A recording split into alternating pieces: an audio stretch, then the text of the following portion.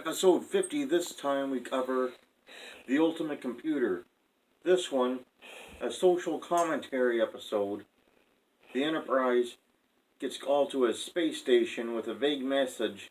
They get there and Commodore Wesley says he's going to take all the crew, put them in a secure area on the space station, have a skeleton crew on the Enterprise go out for war games because Dr. Daystrom has invented a computer that will do all the space exploration for the humans. They don't have to go out into space anymore.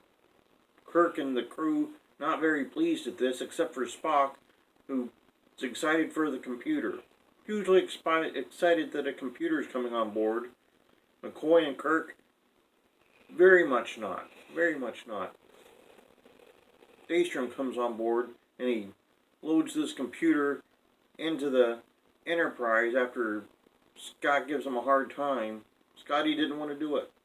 Kirk finally has to order him to allow the computer to be installed. M5 it was called.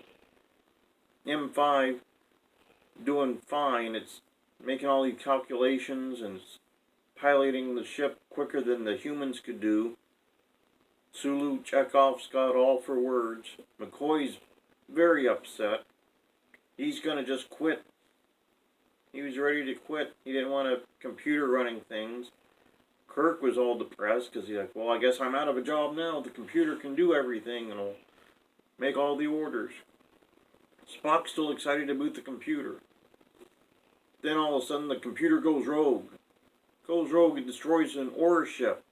They're asking Daystrom, why did you do that? And he's like, I don't know. They're like, well, shut it off. He's like, no. And they're like, shut it off. He's like, no. And they're like, now. He's like, okay. Then he goes down to shut it off and shoots a laser beam, kills the guy. Kirk's like, well, now you've done it. Look at that. Killed my guy. And he was like, oops, must have been a mistake. And he's like, I don't think it was. And he's like, well, I don't know. He didn't know what was going on. The guy that invented the thing. Nobel Peace Prize winner, he said. Had all kinds of awards. Kirk's hero. Spock's hero. He didn't know. They get to the War Games portion of things. And all of a sudden, M5 puts full power on the phasers. Shields up. It goes into battle. Doesn't know it's a War Game simulation. He's ready for an actual attack. No reason given as to why it would attack Starfleet ships, but it was going to.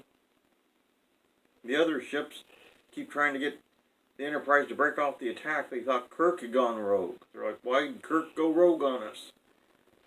They request permission from Starfleet to destroy the Enterprise. Starfleet says okay, but then Kirk is like, wait, I know what to do. I'll confuse the computer and it'll destroy itself. So he does that and it works. Every time it works. That's like the 4th episode he's done that.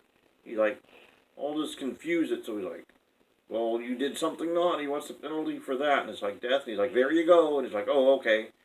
And it shuts itself off. Everybody was fine. Crew goes back on board. Everybody's safe and sound. Except for Daystrom, who had a mental breakdown. Mental breakdown. And was apparently responsible for one murder. He had to have at least been accessory to murder. So, of course, they later made the Daystrom Institute, which was like the most prestigious school outside of Starfleet Academy. They reference it all the time in the subsequent Starfleet or Star Trek spinoffs. Daystrom Institute mentioned all the time is named for this particular character. Some interesting notes. Sulu and Chekhov are back. First time they'd been together in a long time. It'd been a long time since they were together. They're back in this episode. Minimal parts, but they were still there. All the regulars were on this episode. Mr. Scott himself, James Doohan, provided the voice for one of the people from Starfleet that were giving orders to the Enterprise, as well as the M5 computer. It was very clearly James Doohan's voice doing the computer. You also had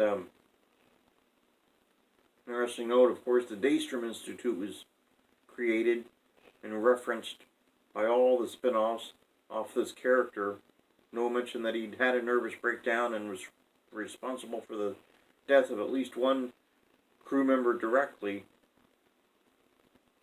Dozens of them, if you blame him for the deaths aboard the Starfleet vessels that M5 kept attacking at full strength during the war games.